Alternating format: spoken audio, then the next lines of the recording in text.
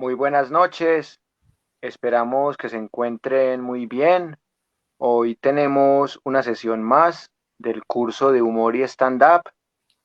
Hemos solucionado algunos problemas técnicos y también hemos conseguido un nuevo patrocinador, el señor Abelardo de la Espriella, a quien enviamos un caluroso saludo, y también a nuestro querido amigo Álvaro Uribe Vélez. Bueno, realmente ha sido un poco difícil llevar a cabo este curso, pero ahí de a poquito estamos tratando de sacarlo adelante y como siempre es un placer compartir con ustedes. Muchas gracias por estar siempre ahí. Hoy vamos a tocar un tema muy interesante que es la sátira menipea, un tema que también se asocia bastante con el contexto político, filosófico, histórico. Pero antes de eso, sí quiero darle un saludo muy especial a nuestro amigo Camilo Fernández. Pero eso sí, déle el saludito a nuestro querido Abelardo de la Espriella y también a nuestro querido Álvaro Uribe Vélez, por favor. No, pues muchísimas gracias. Y importante contratar muchos abogados y que sean buenos y adoctrinar el país con las leyes eh, que acosan la norma ciudadana, pero está bien generar muchas leyes. También dar gracias ahí a Álvaro Uribe Vélez por patrocinarnos, por seguir cada uno de nuestros episodios y pues a todos los juristas que también aportan mucho a este país y en especial a este tipo de dinámicas como la Universidad NUMA.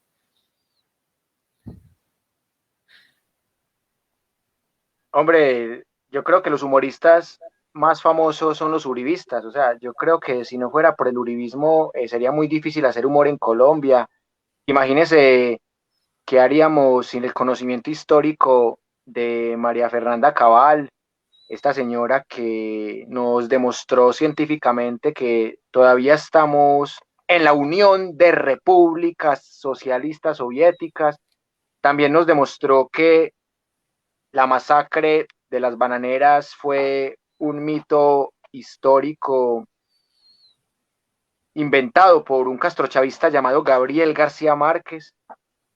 Y sumado a eso, María Fernanda Cabal nos demostró que Fidel Castro se está pudriendo en las llamas del infierno.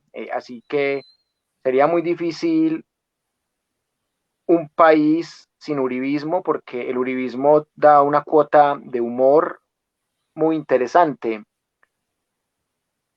Y hoy particularmente vamos a hablar de ese tipo de humor que se acerca bastante al asunto de la política, de la politiquería.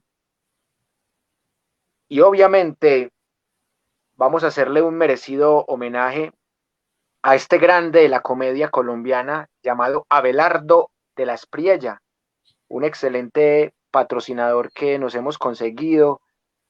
Bueno, por aquí llegan ya los tres primeros saludos. Un saludo muy especial para Mao Guzmán.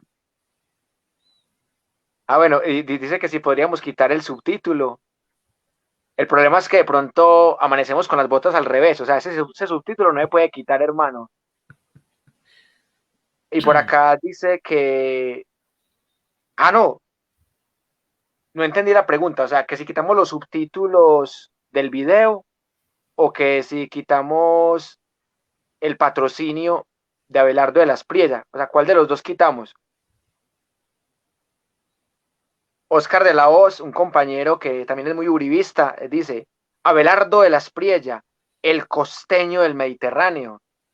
Pero es que más que un costeño es como un monarca, es alguien de sangre azul.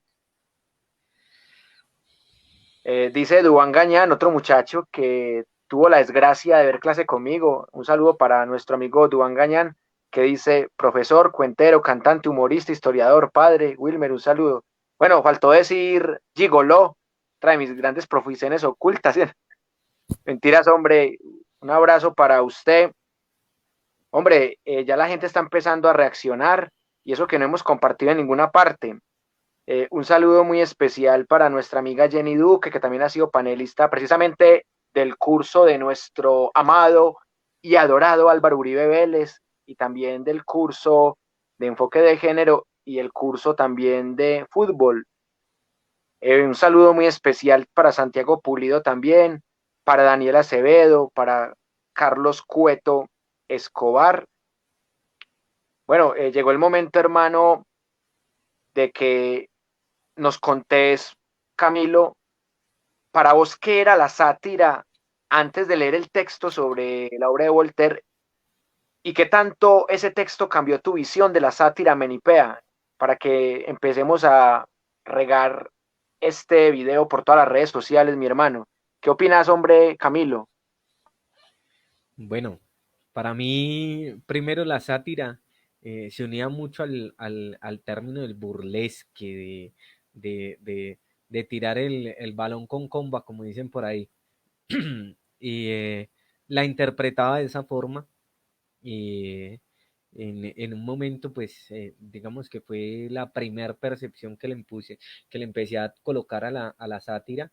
Ya después, cuando empiezo a leer acerca del humor negro, pues empiezo a entender que más allá de solo esa comba, hay que darle dirección al balón. Entonces, ahí es cuando empiezo a entender que la sátira menipea tiene también una longitud, una estructura, digámoslo así, que lo que no busca es atacar a la persona, sino a la estructura mental que está ahí desarrollada con cada uno. Entonces, pues a mí el texto de Voltaire me empieza a generar muchos análisis precisamente porque pues fue encarcelado dos veces, lo sacaron de Francia, eh, lo persiguieron los eclesiastés hasta donde más no pudieron, precisamente por estos discursos que empezaban a sacar, que sacaban sátiras de eso que no gustaba, de eso que generaba cuestionamientos hacia esos monarcas y los cuales no querían ser cuestionados. Entonces, y muchas veces pasa eso, ¿no? Y precisamente lo hablábamos la vez pasada con el tema de la censura, donde nos censuran de esa forma, ¿no? Entonces, sacándonos del país y demás, eh, para, para empezar a tener esos cuestionamientos de lo políticamente correcto que nos enseña el desarrollo conceptual que nos imponen. Entonces, digamos que a mí el texto de Voltaire me permitió eso, me permitió abrir un pensamiento un poco más estructurado de lo que empieza a proponer Voltaire pues precisamente cómo se burla hasta de un matemático entre este mismo texto y, y cómo empieza a estructurar a partir de algo ya organizado, estructurado, esquematizado, eh, desde una sátira organizada en eso, en una prosa que tiene una finalidad conceptual. Entonces, para mí el texto me sirvió muchísimo.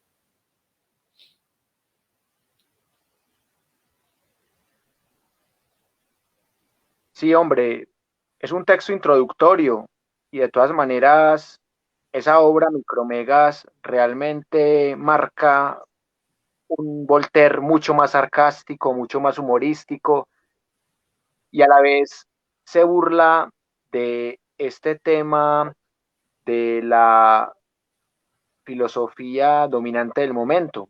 Se burla de esa filosofía que se había puesto de moda desde el Renacimiento, filosofía antropocéntrica, en donde ya el ser humano era religioso, pero se seguía creyendo el centro del mundo todavía. Y ya con la ilustración del siglo XVIII, el ser humano sí que se seguía creyendo el centro del mundo, y más si ese ser humano era de los grandes países colonialistas como Francia, que es el caso de Voltaire. Pero paradójicamente, Voltaire tiene un grave problema cuando empieza a denunciar ese fanatismo. Si bien es cierto, Voltaire respeta la creencia católica, se burla de ese fanatismo que hay por la iglesia y sobre todo se burla de esa sociedad que es hipócrita, que es intolerante, pero que se las da de muy religiosa. Y por eso Voltaire termina siendo exiliado.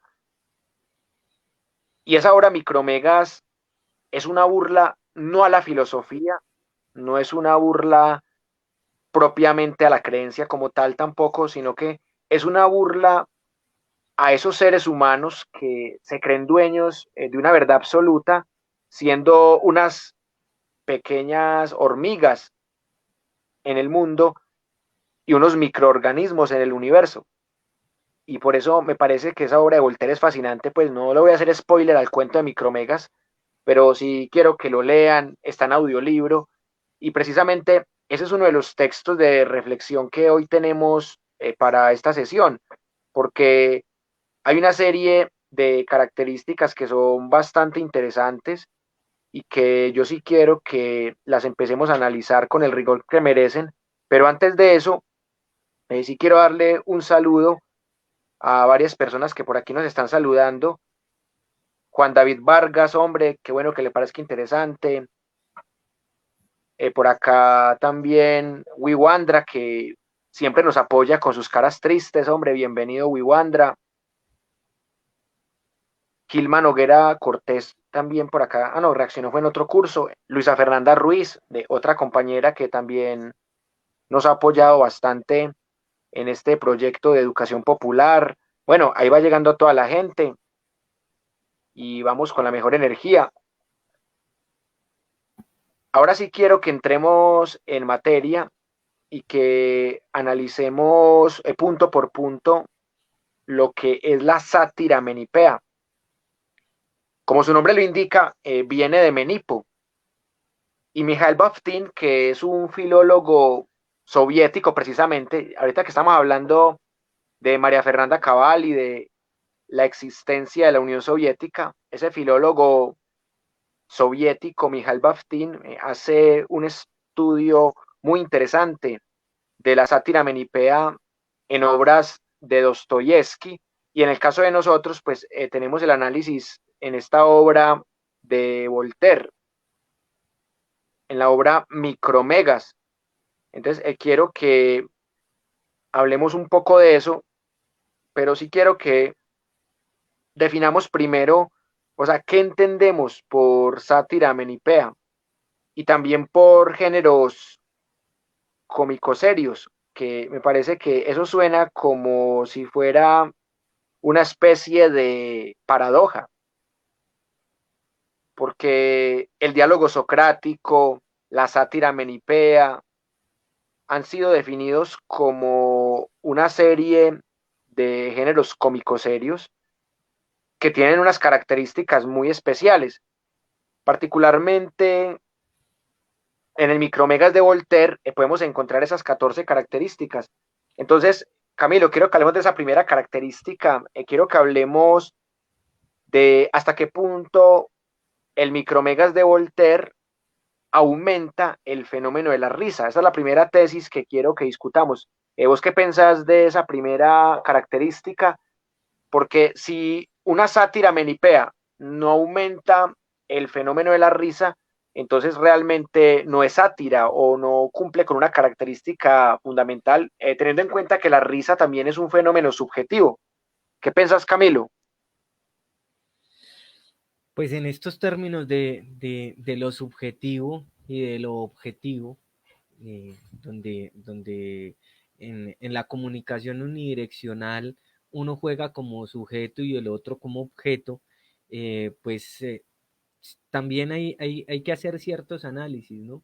Y ciertos análisis desde precisamente desde eso, desde el contexto. Si bien es cierto que Micromega tiene unas limitaciones historiográficas, También podríamos analizarlo desde un universo zen, es decir, desde un universo alternativo, y cómo tal vez Voltaire empieza a narrar una historia de un nuevo mundo, del conocimiento de un nuevo mundo, y de cómo se empiezan a estructurar ciertas, ciertas conductas, que es precisamente la sátira que coloca Voltaire en ese texto, porque él precisamente lo que está estirando ahí como entre esa comunicación que se da con estos personajes que aparecen en el texto, él lo que está buscando es precisamente eso, hacer una conciencia de ese nuevo mundo, y de esa sátira, de ese ser humano que tiene esa ínfula de grandeza, y ese dogma omnipotente del progreso, pero que no es más sino esa trampa que nos trajeron los españoles con el espejo, y que nos dijeron, veas que esto es agua condensada, y entonces nosotros con nuestra dinámica humilde de indígena, pues le creímos, y estos manes empezaron a generar eso a través del odio, del rencor, de la bronca, que es precisamente lo que desentiende el sentido humano, y las preguntas que empiezan a generar estos personajes que aparecen en el texto, como Oximarrón y Micromega, que empiezan a generar como cuestionamientos frente a eso. Yo lo leería así, digamos que esa fue como la lectura que yo le pude hacer. Hay un texto también que recomiendo mucho, y es precisamente el texto de Tomás Moro, La Utopía, porque es que precisamente esa utopía y empieza a ser una narrativa del nuevo mundo, y que la coloca en contraprestación con esa República de Platón, y tiene otras perspectivas donde ya es más desde lo comunitario, y pues precisamente esos son los rayes que nos hablan de los socialistas mamertos, que nos empiezan a estructurar y a decir estos términos uribistas, donde luchar por lo justo, y donde no entrar con esa dinámica del ladrón y del asesino, que es la dinámica que nos enseñan los españoles, sino en esa dinámica del vivir bien, del pensar bonito del indígena, pues es lo que nos empiezan a atacar. Entonces, pues esa sería como la postura que yo le empiezo a dar al texto cuando lo leo. Sí, estamos de acuerdo. Me parece una excelente lectura. Además que yo considero que el humor siempre tiene esa característica de lo fino en Voltaire. O sea, que realmente uno se pone a leer, por ejemplo, el Tratado de Tolerancia, las cartas filosóficas, y encuentra ahí algo de ironía, pero definitivamente en Micromegas es en donde Voltaire saca más esa figura que ya hablábamos del sarcasmo, ese estilo que discutíamos en las sesiones pasadas, el humor negro, precisamente porque hay una serie de escenas que me parecen bastante rescatables. Por ejemplo, cuando los gigantes llegan al planeta Tierra y lo primero que hacen es almorzar con unas montañas. Y entonces en la uñita del gigante hay como una cucarachita. Es que este bicho, ¿qué será? Esta cucarachita. Ah, no, es una ballena azul. Entonces, una ballena azul es una cucarachita para los gigantes, así que cabe en un dedito. Entonces, lo que muestra Voltaire es la pequeñez del ser humano, y que a pesar de lo pequeño que es el ser humano, tiene un ego elevado por las nubes, de creerse dueño de verdades absolutas. Entonces, me parece que Voltaire, con justa razón, se ganó el exilio, y el Imperio Católico lo expulsó porque no podía soportar que alguien pusiera en duda ese poder que ellos tenían, y ese fanatismo también que hacía de Voltaire un gran pensador. Pero si uno mira, por ejemplo, algunas obras como las de Rulfo, también tienen elementos de sátira menipea, los diálogos de Luciano de Samosata, los diálogos socráticos, y por eso mismo este tema daría para muchas sesiones. Pero una segunda característica de la sátira menipea es que no tiene limitaciones historiográficas, porque uno podría decir que el anacronismo es válido en la sátira y por eso el meme también tiene algo de esa sátira antigua, porque el meme también es anacrónico. En el meme te pueden comparar un personaje de la Edad Media con un personaje actual. Y la sátira también tiene esa característica.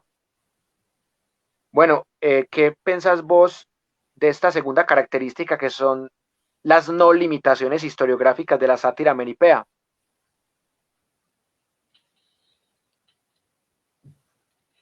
Pues precisamente en esa, en esa no, en esa desconexión que hacen con con las limitaciones historiográficas, pues permiten precisamente volar al ser humano. Y yo creo que es lo que pasa con el texto, cuando uno lo arranca a leer, que, que, que, que, que precisamente permite hacer eso, permite hacer un viaje de conocimientos y empezar a recibir esos conocimientos ancestrales, que es precisamente lo que nos amputan cuando llegan al territorio. Y entonces los habitantes del territorio tienen que asumir costumbres ya impuestas.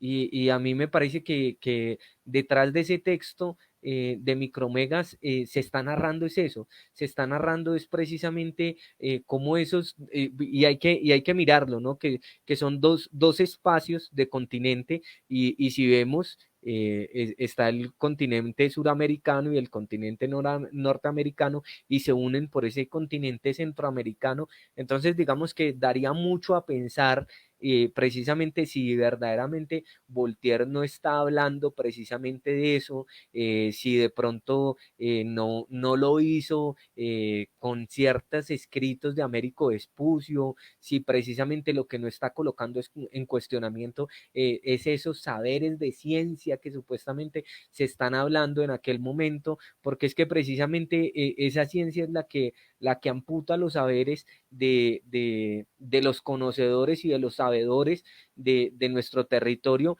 y que a pesar de llevar más de 5 o 6 siglos de muerte, de amputación, que fue precisamente lo que generaron quitarlos, pues aún así se siguen permaneciendo y aún así siguen permaneciendo en nuestro territorio y aún así se siguen proliferando a pesar de que intentan quitarlos. Entonces, pues digamos que esa es como la percepción que yo le doy.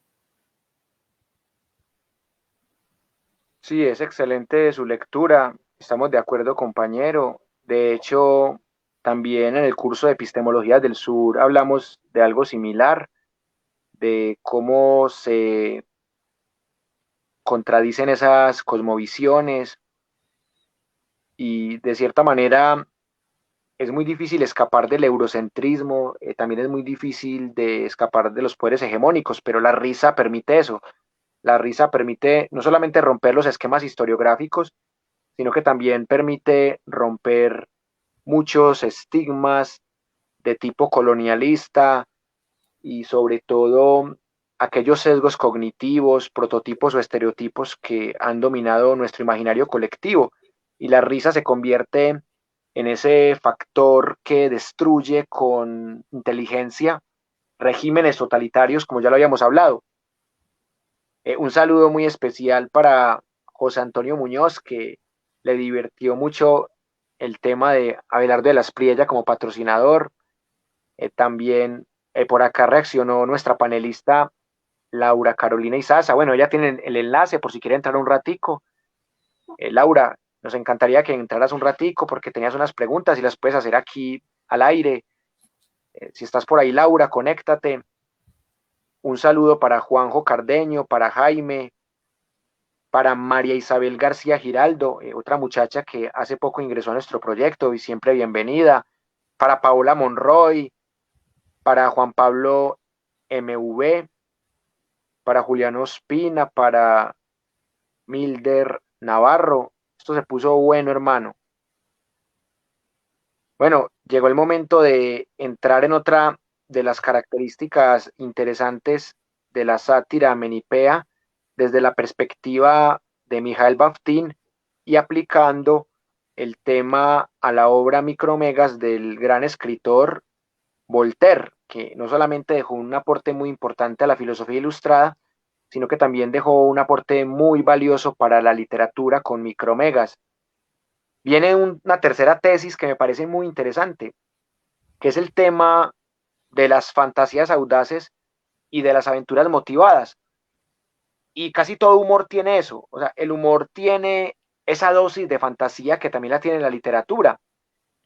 El meme es muy fantasioso, nada más en el curso de las 15 patadas y el águila de sangre, ahí había gran fantasía nórdica en ese tipo de humor. ¿Qué piensas de esta tercera tesis, Camilo? Yo creo que ahí es precisamente donde empieza a jugar eh, el artista, ¿no? Yo siempre he hablado del stand-upero, del cuentero, del juglar, eh, de, del comediante, del humorista, como eso, como un artista que juega con eso, con la fantasía, con la aventura, y que se convierte en un narrador.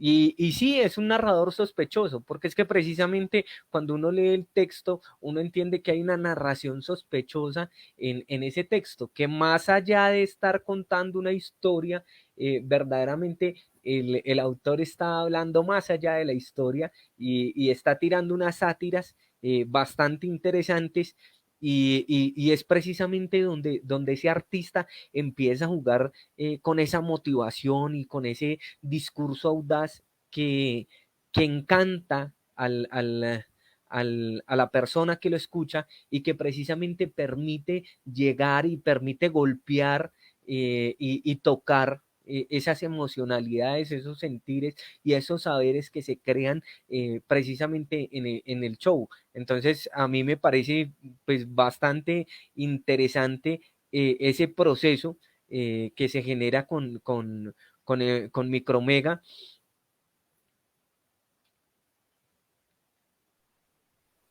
Sí, hombre, es un proceso muy interesante, por eso le estamos dedicando prácticamente la sesión de hoy. Un saludo muy especial para Ángela Zapata, que por aquí veo que reaccionó, otra compañera que hace poco ingresó a nuestro proyecto. Este proyecto se llenó de gente muy interesante, hombre Camilo, o sea, ya tenemos más de 170 personas en el grupo de WhatsApp y esta semana han entrado por ahí 30 personas nuevas al proyecto. Eso está muy bacano, hermano. Y por eso mismo hay que tratar de dar clase todos los días. Hoy casi no podemos dar, pero lo importante fue que a última hora se nos pudo dar con ese tema de StreamYard.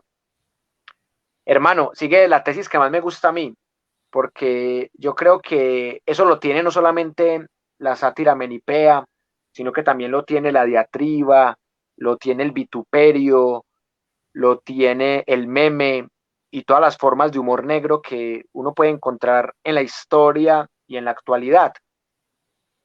Y ya la clase pasada, cuando estábamos con Laura, también tocamos un poco el tema, pero no desde la sátira menipea, sino desde el stand-up, desde Facundo Cabral, desde Isabela Santo Domingo, desde la nena Jiménez y también desde Ibrahim Salem. Pero hoy quiero que pensemos esa tesis, sobre todo en este aspecto de la sátira menipea, que es el naturalismo de bajos fondos. Y acá en este punto yo sí me quiero extender un poquito más porque me parece que la sátira tiene un naturalismo de bajos fondos. Ya habíamos hablado de cómo la gente toma los pedos, la mierda, también los sudores y otra serie de prácticas que son sexuales y que son también de antihigiene para hacer humor. Hombre, Camilo, antes de darte la palabra, sí quiero también darle un saludo muy especial a la compañera Valentina Zapata, otra compañera que también hace parte ya de nuestro grupo de WhatsApp. de Universidad Nómada, una compañera que nos apoya bastante, que nos ayuda a compartir los videos. Un abrazo muy grande para Valentina Zapata. Camilo, ¿qué pensás vos de ese naturalismo de bajos fondos?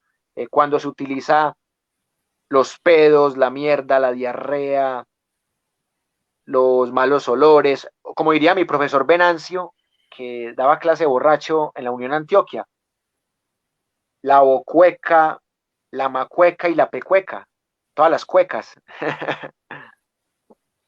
Yo creo que el problema es tener mal aliento mental, porque cuando uno tiene mal aliento, la persona no se lo dice, se le aleja, pero no se lo dice. Y el problema de cuando usted tiene mal aliento mental es que precisamente la gente lo escucha, no le dice, pero se le aleja y no vuelve a hablar con usted. A mí me parece ese bastante fuerte. Yo creo que precisamente entre esta estructura que decía Protágoras, donde el hombre es la medida de todas las cosas, eh, yo creo que hay que hacerle otro análisis y un análisis más desde el ser holístico que plantean los indígenas y desde esa mirada de Christian Smuts, donde hace un análisis que interpreta a la naturaleza del ser humano y a la naturaleza misma como la sumatoria de todas las partes y precisamente en esa eh, animalización que se le quiere dar al ser humano con el texto de Micromega, pues también es entenderlo así, es entender que ese ser vanidoso y violento que se quiere mostrar el ser humano con ese ego elocuente y ese ego desforado que saca toda hora, pues precisamente es el que hay que saber controlar, el que precisamente controlaban los indígenas del territorio, porque es que a nosotros vienen y nos narran una historia del siglo XV, donde el saber y la ciencia se estructuran en el siglo XV, pero 15 siglos más atrás y millones de años de anterioridad venían generando estructuras, las culturas yuruparí, los tucumanos, los tupí, los guaraní, que obviamente también vivían de luchas en el territorio, pero no vivían guerras y precisamente luchas por el territorio, pero precisamente compartían. Y en este tema que nos quieren vender de la tolerancia, no es tolerancia, es compartir. Y es precisamente por eso que los tucumanos podían tener un pescado, un salmón pardo que estaba en Canadá y entonces uno se pregunta cómo le llegó. No sabemos porque es que a nosotros nos amputaron esa historia, pero precisamente los estudios antropológicos y etnográficos empiezan a contar, oiga, vea, pero aquí había algo raro. Cuando uno viaja a las pirámides mexicanas, se da cuenta que hay una esfera brasilera y que uno dice, venga, ¿y esa vaina de dónde salió? Si solo se da en Brasil, ¿por qué está acá? Entonces son preguntas y cuestionamientos que hay que entrar a analizar y que hay que entrar a manejar esa imagen y que en esa imagen que nos quieren vender de lo barato, pues precisamente está eso, está ese naturalismo de bajos fondos que nos plantean también está dentro de esa imagen de lo que nos quieren decir, es que así tenemos que pensar, entonces nos tenemos que comunicar por Facebook, nos tenemos que comunicar por YouTube, por WhatsApp, porque es que precisamente esos son los bajos fondos. Para mí esos son los bajos fondos. Los bajos fondos no es precisamente lo que hablábamos de la cueca, sino porque pues todos tenemos pecueca, todos tenemos mal aliento, o yo quiero que se pare uno solo a las 3 de la mañana, se huela y me diga, parce, a mí me huele a menta y eso, ¿sabe qué? Vea, lo vendo. No, puro cuento, a todos nos pasa, a todos se nos sale un pedo. Lo que pasa es que nadie lo quiere aceptar, todo el mundo se sienta duro contra el asiento para que no le suene, pero todos se lo tiran. Entonces esos bajos fondos a mí me parece que es precisamente eso, lo que nos quieren vender como comedia barata, donde nos dicen es que así tenemos que pensar y tenemos que arrancar ese pensamiento de construcción de saberes para colocarlo en un chiste que diga pedo y todo el mundo se totee la risa. Pero lo importante es que hay detrás del pedo. A mí me interesaría saber qué hay detrás de la cagada, qué hay detrás de las cagadas de Uribe, por ejemplo.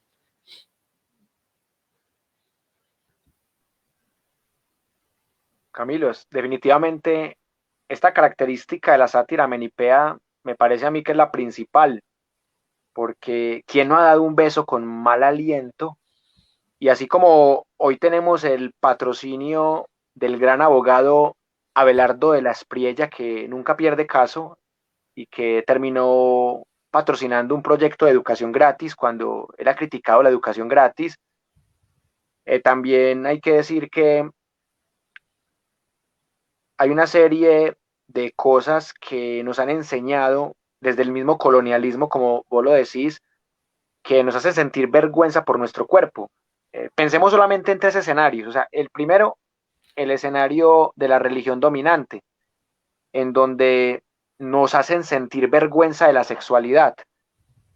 Si uno menciona las palabras pene, vagina, lo hacen incluso a uno confundir, o sea, no le explican a uno que la vagina hace parte de la vulva y uno ni siquiera tiene una educación sexual y nos hacen creer que esas partes con las que logramos el placer son pecaminosas. Entonces, de entrada, ahí hay una herencia colonialista y por eso en la vez pasada decíamos que el humor verde es precisamente recuperar esas palabras tabúes y llevarlas a un escenario risible. Y por eso mismo me parece muy interesante cuando se rompe un paradigma. Rabelais es una de las grandes figuras que en algún momento vamos a analizar, porque estando en plena época de la Inquisición, siendo médico y sacerdote, se burlaba en su obra Gargantúa y Pantagruel del tamaño de los penes de los papas. Se burlaba también del hecho que los papas no tuvieran sexualidad. Decía, si uno solamente utiliza el pene para miar, ese pene se atrofia, ese pene se pudre. Y a Rabelais, para poder decir eso, le tocaba usar un seudónimo con esa figura del anagrama, su nombre al revés. Entonces el tipo se terminó llamando Alcofribas Nacier de Quintesencia y crea un sistema de humor que para la época era interesante porque en esa época también se empiezan a sacar unos refranes con el pedo, también se empieza a hablar de la mierda. Hay un libro muy interesante que yo lo he trabajado con mis estudiantes de pensar la historia, que se llama Historia de la mierda, de Dominique Laporte. Te explican cómo cagaban los romanos, por qué María Licoque se comía la mierda de los esclavos porque consideraba que eso la ponía bonita y joven. También esa transición epistemológica entre el retrete y el sanitario, cómo Francisco I sacó un edicto en el que instaba a los parisinos a que amontonara la mierda en sus casas y a que no la tirara por la ventana. Eso fue un proceso neoliberal de privatización de la mierda y de la cagada. Entonces, ese libro de Dominique Laporte es sencillamente fascinante y por eso ese naturalismo de bajos fondos me parece genial cuando lo encontramos en la obra de Voltaire, en la obra de Luciano de Samosata, en la obra de Rulfo, entre otros. Así que, hombre, yo creo que ese tema hay que sacarle sangre, pero no águila de sangre, sino una sangre verdadera. Hombre, por aquí unas personas han reaccionado. Un saludo para Marina Salinas también. Bueno, gracias a Ángela Zapata por ayudar a compartir.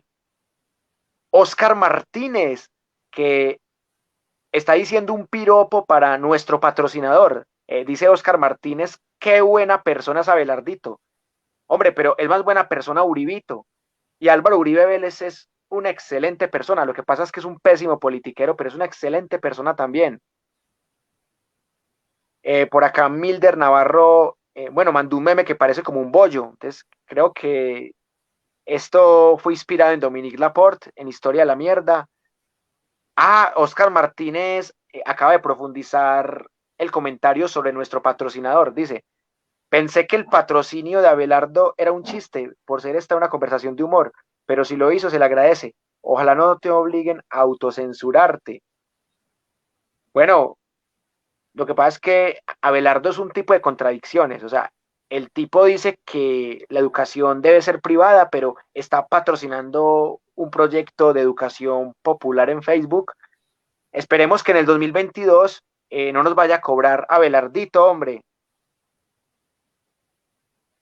Y hay otro tema que vos tocabas y que me parece que uno podría sacar de ahí varias reflexiones, y es el tema de que cuando uno tiene mal aliento, la gente no le dice a uno, sino que se aleja. Pero yo creo que un amigo que lo admire, que lo respete a uno, puede que no le diga a uno en medio de una clase de la Universidad Nómada con 1000 personas que reproducen el video, hey, desde acá se te siente el mal aliento, desde StreamYard se te siente el mal aliento, sino que un buen amigo te lo dice en privado.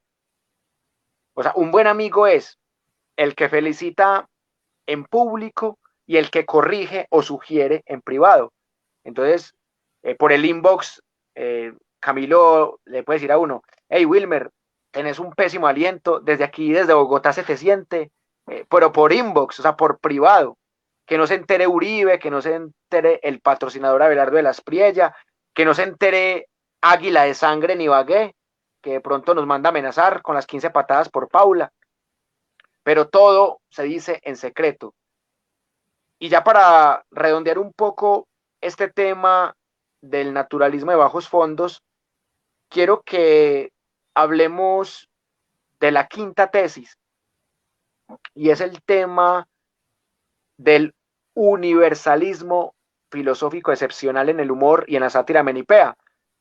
Y en este caso, quiero salirme un poco del micromegas de Voltaire y quiero meterme en Diógenes de Sinope, el cínico, que también es televidente de la Universidad Nómada, o sea, el zombie de Diógenes de Sinope. En estos días, un personaje que tiene un perfil que se llama Diógenes de Sinope reaccionó. O sea que los zombies sí existen. Diógenes de Sinope era el filósofo que no escribía, que vivía en un barril como el Chavo del Ocho, que escupía en la cara a los aristócratas, que se masturbaba en la plaza pública, y cuando le preguntaban que por qué lo hacía, respondía que si uno con frotarse el estómago se le quitara el hambre, queriendo decir que la paja es más importante que la comida, o que el sexo se puede reemplazar con la paja, pero la comida no se puede reemplazar con nada, o sea que el sexo es prescindible, que salía a pleno medio del día con una linterna alumbrándole la cara a la gente, y cuando le preguntaban por qué lo hacía, Diógenes de Sinope decía que estaba buscando a alguien honrado y que no lo había podido encontrar. El tipo que tuvo la gallardía de decirle a Alejandro Magno en la cara, quítate, de ti no me interesa nada, solo que me dejes recibir el sol, porque Alejandro Magno había ido a decirle, hermano, pídame lo que quiera que yo se lo pago, hijo, quítese que es lo único que yo quiero de usted. Y cuando un tipo ganó por gran ventaja las Olimpiadas de Grecia, decía que él ha vencido a los esclavos, de los hombres me encargo yo. Y cuando lo metieron a la cárcel, el heraldo pasó preguntando que qué sabía hacer. Y el cínico dijo, mandar, tráigame un esclavo y se lo mando. Entonces, ese humor de Diógenes de Sinope mezcla las dos cosas, o sea, mezcla algo de naturalismo de bajos fondos, sobre todo por su modus vivendi, pero también mezcla algo de ese universalismo filosófico excepcional. ¿Qué pensás de esta quinta tesis y también de esa figura de Diógenes de Sinope y esas anécdotas y otras que cuenta su tocayo Diógenes Laercio?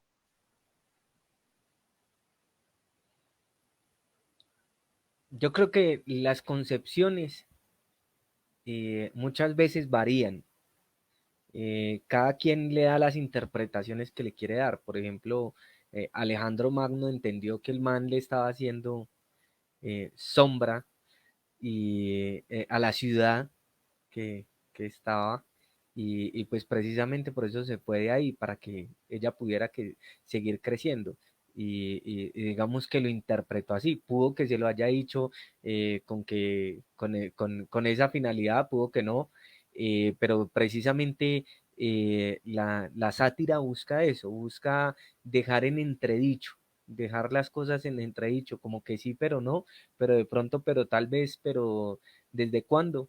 Y muchas veces el ser humano no está acostumbrado a eso, el ser humano no está acostumbrado a, a esa verdad a medias, a esa verdad de pensamiento, sino quiere las cosas tácitas, así, una tras otra, y quiere que todo esté así estructurado, dicho, A, B, C, y es precisamente lo que nos ha enseñado esa ciencia que nos trajeron, que nos desentiende desde, que nos tiene esa ceguera de conocimiento, que no nos tienen un conocimiento pertinente, que nos condiciona la labor humana, que nos corta esa libertad, esa identidad territorial que tenemos, que no le gusta enfrentarse a las incertidumbres, que no le gusta enseñar con pertinencia, que no le gusta enseñar a través del género humano, que se quiere basar más sobre la moral y sobre la ética y sobre estos principios ya estructurados, pero no quiere estructurar nuevos principios, donde le duele aceptar que cometió un error. Entonces, pues muchas veces yo lo que interpreto es que precisamente uno como ser humano a veces tiene miedo de esos procesos de romper con esos esquemas. Entonces, pues no sé, de su merced, ¿qué opina frente a eso? Sí, estoy de acuerdo. Me parece que es muy difícil romper ciertos esquemas y más si son esquemas inconscientes que vienen del colonialismo. Yo discutía en estos días que por qué carajos un metalero cree en la fidelidad, sobre todo un metalero anticristiano. Si la fidelidad es un invento cristiano, un metalero, ¿cómo va a creer en la fidelidad? ¿Y cómo va a obsesionarse con la fidelidad? ¿Y cómo va a ofrecer 15 patadas por la fidelidad? ¿Y cómo va a ofrecer águila de sangre por la fidelidad? O sea, eso no tiene lógica, Camilo. Entonces me parece que estamos en un mundo de paradojas en donde ya los metaleros no tienen principios y hay que expulsarlos de la iglesia del metal, hay que mandarlos al Santísimo Tribunal de la Santa Inquisición Metalera para que los ajusticie, hombre, para que no sigan haciendo quedar mal a la escena metalera. Y volviendo al tema de ese universalismo filosófico excepcional, yo lo encuentro en muy pocos personajes, porque casi todos los filósofos escriben algo muy serio y son muy pocos los filósofos que lo hacen reír a uno.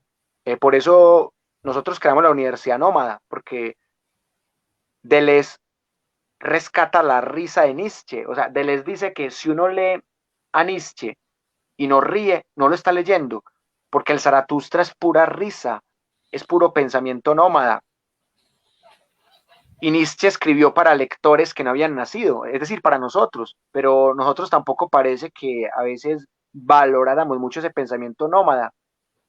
Y yo siempre rescato esta serie de pensadores que rompen paradigmas y por eso quiero que hablemos de la sexta tesis del día, la sexta tesis que habla del tema de los tres planos, lo que podríamos considerar como la Tierra, lo que podríamos considerar también el tema de la humanidad, el tema del universo y los planetas. O sea, en esta teoría se dice que hay tres planos, el universo, los planetas y la humanidad.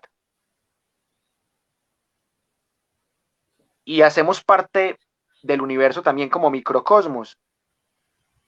Y los planetas no son otra cosa que una serie de sistemas de una existencia compleja, porque imagínese usted lo que se especula, que en Marte pueden existir unos microorganismos también, pero si nosotros pensamos desde el micromegas de Voltaire, nosotros también podemos ser unos microorganismos. Y por eso mismo tenemos algo de universo, tenemos algo de planetas, tenemos algo de nebulosas, de cosmovisiones etéreas y sobre todo de esa invención de humanidad, que Michel Foucault diría que la humanidad es un invento nuevo, o sea que en la antigüedad no se hablaba de humanidad. Y esa concepción humanista no es otra cosa que una concepción eurocéntrica. Y en este caso tenemos una serie de planos bastante interesantes para analizar, porque en el caso de Voltaire están los tres planos. Está un plano universal con el gigante de Saturno, con micromegas. Está el plano terrenal con estos filósofos y estos teólogos que se creen la última Coca-Cola del desierto, que se creen con la verdad absoluta y que ambos gigantes dicen, ¿cómo es posible que un microorganismo tan insignificante en el universo se crea dueño de verdades absolutas? Haciendo alusión a filósofos y teólogos. Y por último, ese invento de que todo está hecho a la medida del ser humano, que es un invento más que eurocéntrico, es un invento antropocéntrico. Bueno, ¿qué pensás de esta sexta tesis, Camilo? Precisamente entre este lenguaje y entre esta articulación de lenguaje y pensamiento, es donde muere la palabra viva, donde muere esos saberes que se estructuraban, porque es que a nosotros vienen y nos narran una historia desde el siglo XV, pero antes del siglo XV, ¿qué hubo? ¿Qué saberes hubo? ¿Qué estructuras hubo? Entonces, digamos que a nosotros se nos esconde la comunicación que se elaboraba por las cordilleras, cómo se comunicaba todo el territorio, cómo se comunicaban todos los páramos, cómo se comunicaban las especies, y ese problema de vanidad y de ego y esa puja de poderes, que precisamente voy a traer un autor, Almodóvar, con la película de La Mala Educación, donde coloca en cuestionamiento todo eso que nos duele en esa imagen eclesiasta, y que precisamente que altera todo lo eclesiaste, pues precisamente a mí me parece que en esa estructura que nos quieren vender y que es la que coloca en cuestionamiento Micromega, y que empieza como a elaborar una narración, ¿cómo le diríamos? Eh, digamos que, que es una dialéctica pedagógica que intenta desarrollar con los demás narradores, porque pues hay que también contar que en el texto no solo narra él y narra el autor, sino hay varias narrativas, y entre esas narrativas pues él lo que está, o bueno, esa es la lectura que yo le di, está desarrollando es una pedagogía dialéctica. Y yo creería que en ese discurso de lenguaje articulado y antropocentrista se despliega esas piezas de rompecabezas, porque es que precisamente si en esas piezas de rompecabezas, y trayendo otra vez a Edgar Morán, sobre la acción humana, esas piezas de rompecabezas no van de la mano con las acciones que ejecutamos, pues precisamente no está jugando a nada, y eso es lo que debería entrar entre el cómico, el humorista y hasta como nos lo plantea aquí el escritor, hasta en los mismos escritos y en esto de la sátira menipea que puede entrar en cualquier análisis y en cualquier discurso, que pueden entrar hasta en canciones, en poesías. Entonces, pues digamos que esa es la lectura que yo intento hacerle. Camilo, valoro mucho esa lectura y también valoro mucho la lectura de nuestra compañera Laura, que por aquí nos comparte unos comentarios. Voy a leerlos porque son bastante interesantes. Pero antes de eso, Milder Navarro dice, águila de sangre, en este caso de mierda. Bueno, suena más bonito águila de mierda, ¿sí o no? Es que te voy a meter 15 patadas de mierda y voy a hacerte el águila de mierda por Paula. Qué buen aporte Milder Navarro. Bueno, ahora sí los aportes de nuestra compañera Laura, Carolina y Sasa. Y también un abrazo muy grande para Andrea Restrepo. Qué bueno verla por acá. Iba a decir es que por acá. Me estoy volviendo asiático, hermano. Dice, maravillosos maestros. Bueno, gracias. Tú también eres una maestra, Laura. Ese título nos queda grande. Bueno, me queda grande, pero me alegra mucho que lo veas así. Dice que gracias por perseverar aún en las dificultades. Bueno, y si nos toca dar la clase algún día a las 3 de la mañana, a esa hora la damos. Lo importante es darla. Dice, aún en el eurocentrismo, resalto las estéticas y las palabras y figuras literarias que hemos heredado, como el verso, la hipérbole, que es tan reiterativa en nuestra narrativa. Le salió en verso, compañero, eso es una poeta. Y por supuesto, en las expresiones satíricas de hoy, cito al caricaturista Matador o Adriana Mosquera, a Heriberto de la Calle, creado por Jaime Garzón. Las trovas son expresiones de la sátira menipea, ese carácter burlesco donde se expresa el absurdo de la realidad en palabras, dibujos, dramaturgia. Sí, compañera, yo considero que si hay algo de sátira menipea. De hecho, hoy no vamos a alcanzar a terminar el tema, así que compañera, las próximas 7 tesis van a quedar para el próximo viernes y espero que ese día sí nos puedas acompañar, porque ya está un poco tarde, pero ese día vamos a darle con todas esas 7 tesis que faltan. Y por acá me llega otro comentario de Laura que dice, muchachos, otro aporte frente al tema de la naturaleza del cuerpo tan sancionado. Lo prominente, voluminoso, enfático es obsceno, motivo de burla y señalamiento. Solo es producto del pensamiento religioso. A propósito de esto, un texto satírico del español Francisco de Quevedo del siglo XVII, Eurocentrismo activado. Bueno, nos comparte un poema de Quevedo que lo hemos analizado en el curso de poesía, pero que vale la pena volverlo a leer. A una nariz. Érase un hombre a una nariz pegado, érase una nariz superlativa, érase una nariz sayón y escriba, érase un peje espada muy barbado, era un reloj de sol mal encarado, una alquitara pensativa, elefante boca arriba, era Ovidio Nazón más narizado, érase un espolón de una galera, pirámide de Egipto, las 12 tribus de narices era, érase un naricísimo infinito, muchísimo nariz, nariz tan fiera que en la cara de Anas fuera delito. Bueno, aquí, aparte de la sátira, yo veo es una tremenda hipérbole y este poema ya lo habíamos analizado y qué bueno que Laura lo trajo. Y no solamente es el tema de la religión dominante, sino también de la economía dominante, de la política dominante, de la cultura dominante. O sea, todos tienen alguna injerencia para tener un eurocentrismo perpetuado. Bueno, Oscar Martínez nos hace una pregunta. ¿Qué opinan ustedes de Descartes? Uno entra a analizar la democracia, la ética, el derecho, la moral, el sentido común, la justicia y otros de esos términos y se da cuenta que en vez de libertad se busca es control. ¿Quién tiene la autoridad moral para aplicarlo? Es complicado llegar a ser alguien impoluto dentro de las reglas oficiales, oficiales entre comillas. Acá aparece otro problema. Llegar a ser impoluto puede ir en contra de la naturaleza social y de quienes nos rodea, si no se logra una conjugación entre los dos. Bueno, yo quiero aprovechar el aporte de Laura y combinarlo con la pregunta de Oscar sobre René Descartes. René Descartes tiene una premisa muy interesante, pues aparte del cogito, ergo sum, y es el tema de las creencias.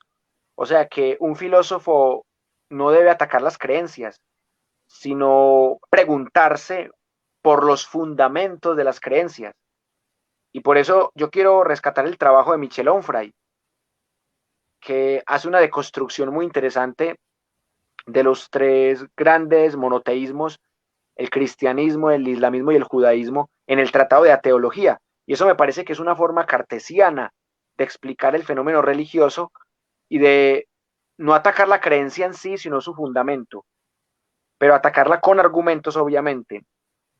Y por eso mi opinión de Descartes es que me parece interesante como metodología y en algún aspecto como epistemología, pero no estoy tan de acuerdo con el cogito ergo sum. Me parece que la existencia va mucho más allá del pensamiento. Y también quisiera conocer, obviamente, el punto de vista de Camilo. Y por último, ¿quién tiene la autoridad moral para aplicarlo?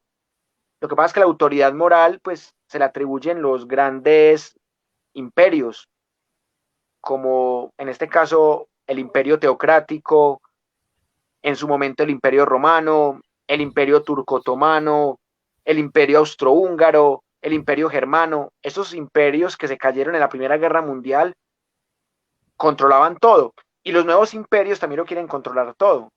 Llámese China, llámese Rusia, llámese Estados Unidos. Un saludo muy especial para Mariana Osa, que veo que por acá está conectada. Bueno, ya había saludado a Andrea. Camilo, hermano, ¿qué pensás de Descartes, del tema de los fundamentos de la religión, de las religiones que prohíben la risa? Y también, ¿qué piensas de lo que dijo la compañera Laura sobre este tema del eurocentrismo? Bueno, que ya de cierta manera lo tocamos. ¿Qué piensas de todo esto, Camilo? Bueno, hay un tema y es que precisamente a nosotros nos están cortando la libertad. Y cuando yo hablo de que soy muy reiterativo con ese discurso, pero precisamente nos vinieron y nos implantaron esta dinámica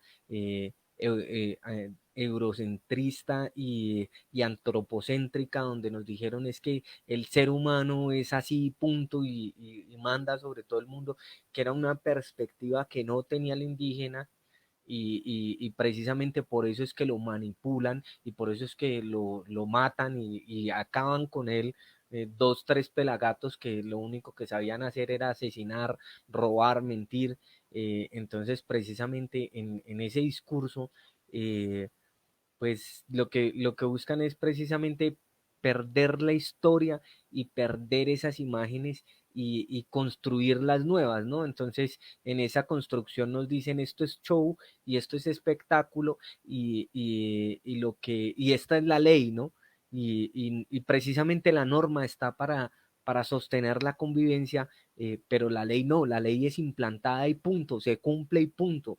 Y en esas imágenes totalitarias que nos quieren colocar de esto es así, punto, pues precisamente no permite elaborar el pensamiento, no permite la libertad de cada ser humano de expresarse, de sentir, de vivir, de interpretar y de aprender del otro. Entonces, yo creo que es una estructura que hay que empezar a analizar y pues precisamente con todo este tema de la pandemia, perdón, de la pandemia, es que pronuncié mal, qué pena, en este tema de la pandemia, yo quería traer por aquí un poco de música y hacer una estructura sátira con una canción que a mí me gusta mucho, no sé si me la deje cantar.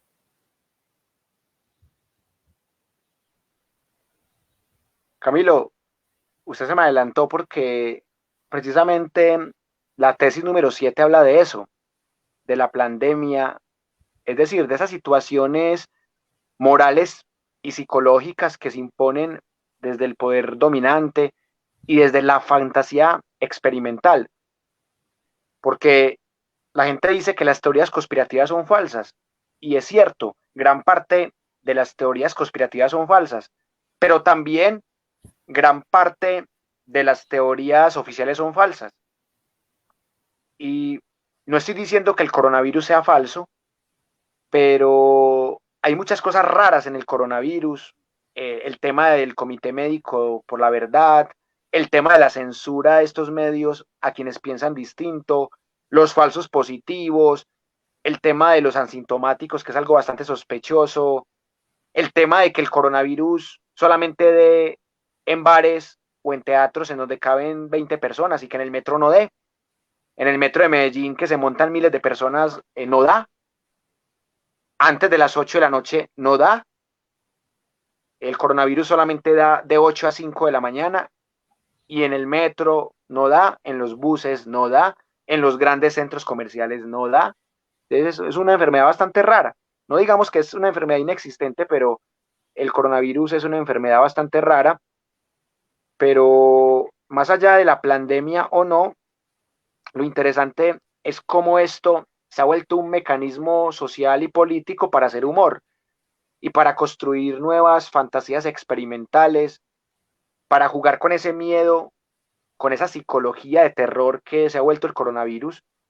Yo acá no soy quien para decir si el coronavirus existe o no, pero lo que sí tengo claro es que es una biopolítica y que ha servido para enriquecer más a unos que a otros, que ha servido para castigar a la pequeña empresa, que ha servido para parar la protesta social, que en el 2019 hubo mucha protesta social y que obviamente la protesta virtual vale verga, realmente eso no cambia nada y cayó como anillo al dedo para tapar escándalos como la ñeñe política, entre otros. Entonces, más allá de que exista o no exista, lo cierto del caso es que el coronavirus es algo que cayó perfecto para las élites y que enriquece pues a los que tienen sus negocios por internet, que son las grandes empresas del mundo en este momento, y también enriquece a la industria pornográfica, el teletrabajo y todo esto, hacernos más adictos a estas máquinas, al consumo de internet, a gastar luz, entre otras cosas. Hombre, por supuesto, hermano, qué forma más formidable de terminar esto, valga la cacofonía, de terminar este curso de Águila de Mierda con una canción, hermano, una sátira. Esperemos, hermano, que se conecte más gente y escuche esta maravillosa canción. Hermano, cántela pues. Obviamente yo voy a hablar desde la dinámica colonial, ¿no? Cualquier parecido con la realidad es pura coincidencia. La canción la hace Mestre Balboa Morchi, está en portugués, yo ahorita la traduzco, pero me parece bastante importante. Se llama El Día del Juicio Final y dice así: o dia que o lamento do negro fez o peito chorar, suas lágrimas correndo sol não pôde acreditar. E o nego perguntava feito: por que você me baixei?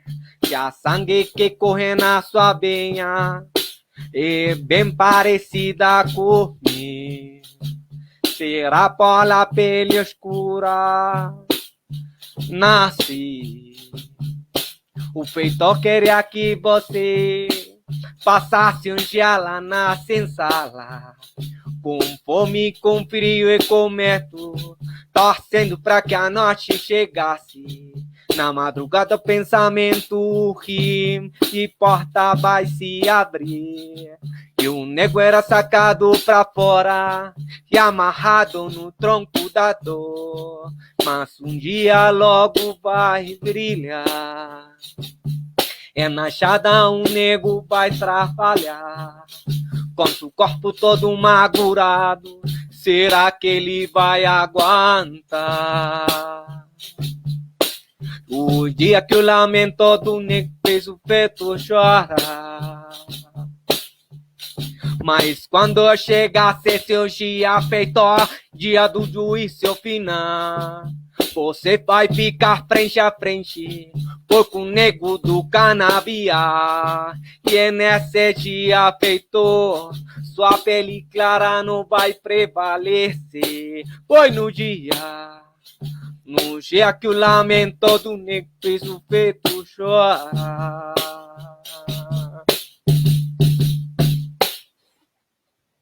La canción dice, el día que el lamento del Excelente, negro hermano. Oiga, hizo, hermano, dígame, Abelardo de las Priella nos acabó de felicitar que nos va a seguir patrocinando después de la canción. Álvaro Uribe Vélez también me escribió y que hermano, que cuente con las boticas al revés. Hágale, ahora sí díganos la traducción. eh, precisamente dice que el día que el lamento del negro hizo al ¿qué? Al esclavizador llorar, ¿no? Sus lágrimas corrían por sus ojos y él no lo podía creer. El negro le preguntaba, ¿por qué usted me pega? Si la sangre que corre en sus venas es bien parecida con la mía, ¿será por la piel oscura? No lo sé. El peito lo único que quería era que uno pasara todo el día en la celda del negro, bueno, en la celda del esclavo, por decirlo de alguna forma, entiéndase que estamos diciendo negro desde ese esquema colonial, ¿no? No, no porque tenga que ver con nada. Eh, el esclavizador quería que usted pasara todo el día encerrado en la senzala, con hambre, con frío, con miedo, sufriendo para que la noche llegara. En la madrugada, ese pensamiento ruin salía y la puerta se abría. El negro era sacado, arrastrado hacia afuera y era amarrado en el tronco del dolor donde lo azotaban. eh, y pues precisamente dice que un día esto pues va a cambiar, ¿no? Y el negro va a poder trabajar, pero la pregunta es, ¿será que él va a poder aguantar después de todo esto? Pero cuando llegue ese día esclavizador, el día del juicio final, usted va a estar de frente a frente con ese negro del canavial, del cañal que usted ha llevado allá, ¿no? Y en ese día esclavizador se va a dar cuenta que su piel clara no va a prevalecer. Entonces, digamos que no tiene nada que ver con lo que está pasando con la pandemia, no está hablando de nada de eso, yo no lo quise traer por eso, esto es solo una imagen del colonialismo, yo no estoy aquí queriendo hacer sátiras, ¿no? No tiene nada que ver de esto es solo algo que me pidió por interno al celular, por eso yo estaba mirando ahorita el celular, que me lo escribió ahí por el WhatsApp Abelardo de las Preñas, entonces pues precisamente por eso yo coloqué la canción, pero no tiene nada que ver con el tema de la pandemia ni nada de eso, no, no, eso hace parte de otros cursos y de otras cosas que vamos a charlar. Tranquilo, Camilo. Nuestro patrocinador Abelardo de las Priella dijo que te perdonaba, pero que si le enseñabas las 15 patadas, porque él también tiene una novia que se llama Paula, y sumado a eso, Abelardo me dijo también que quería aprender el águila de sangre, porque él había hecho un curso con unos maestros de capoeira que se llaman disque águilas negras, y que con ellos no había podido aprender nada, que solamente le enseñaron el baile de la motosierra. Entonces que Abelardo va a triplicar su aporte a nuestro curso y a nuestro proyecto si vos le enseñás las 15 patadas y también el águila de sangre desde todos los tratamientos vikingos del caso. Entonces, ¿qué respuesta le doy al maestro Abelardo de las Priella, mi amigo? Claro, claro, precisamente por eso nosotros nos llamamos Capoeira Colombia, porque hablamos precisamente de eso, de de cómo nos hemos construido en el territorio, en Ciudad Bolívar, que precisamente se llama así, Ciudad Bolívar, por la mano de venezolanos que hay allá, Entonces, pues precisamente por eso lo estamos haciendo. Precisamente no es que hayamos crecido en los cinturones de pobreza, hablando acerca de discursos en contra del territorio, hablando del cuerpo como primer territorio político. No, no, nosotros nunca hicimos eso. Y no, y claro, hay que colaborarle a nuestro patrocinador para que nos siga patrocinando y nos siga colaborando con el tema.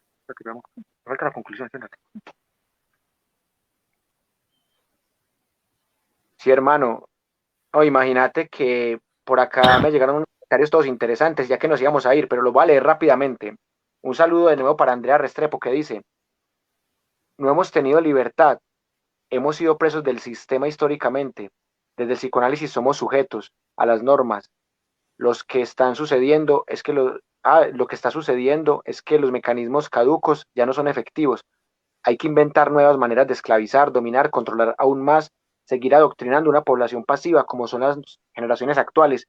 Este aporte de Andrea me encanta porque precisamente esta es la base del curso de los viernes a las 2, el curso de pensamiento nómada. Vamos a tratar de traer pensadores como Nietzsche, como Foucault, como Deleuze, como Onfray, para hablar de estos sistemas de control, de cómo desde la religión dominante, desde el sistema económico y político dominante, nos quieren esclavizar, pero haciéndonos creer que somos totalmente libres. O sea, la nueva trampa que no estaba en la sociedad hegemónica, que no estaba en la sociedad disciplinaria, sí está en la sociedad de control, que es una sociedad totalmente mediática. Qué buen aporte de Andrea. Bueno, Oscar aprobó a Abelardo como nuestro patrocinador. Excelente, Oscar, hermano. Usted sabe que firmes más que nunca con nuestro querido Leguleyo. Y dice Oscar, grande Abelardo. O sea, es que ya no se le puede decir grande, hay que decirle Abelardo Magno, porque suena parecido a Alejandro Magno, ¿sí o no? Hermano, llegó el momento de las conclusiones. Qué bacano que se pudo dar este espacio. Bueno, ojalá que la profesora Laura esté todavía por ahí y que nos pueda acompañar el próximo viernes la profesora Laura. Pues hoy extrañé mucho a la profesora. Hombre, hoy hablamos ya de 7 de las 14 características de la sátira menipea. Pusimos ejemplos de la vida cotidiana, ejemplos de la historia. ¿Cuál es tu conclusión, Camilo?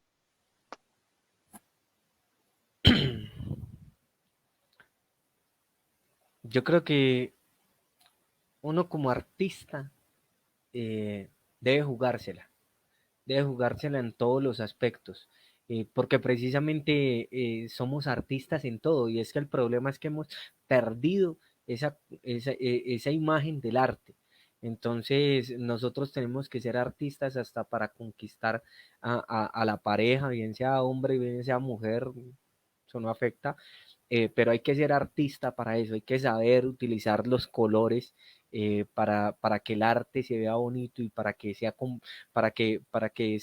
compartido por el otro. Entonces, yo creo eh, como siempre lo he dicho, es una postura política ser feliz y, y precisamente el Estado nos quiere tristes para que compremos. Entonces, ser feliz es algo que hay que estar estructurando, y que si hay que estructurarlo a partir de esta imagen de, de la sátira, hay que hacerlo, y es el trabajo que hay que hacer de todos. Su merced lo decía con el libro de la coprología, donde si nos cagan la cara con toda esa mano de leyes que nos colocan, ¿por qué no cagarnos la cara a ellos con dos o tres discursos? No está mal. A mí me parece que son las invitaciones que hay que empezar a hacer.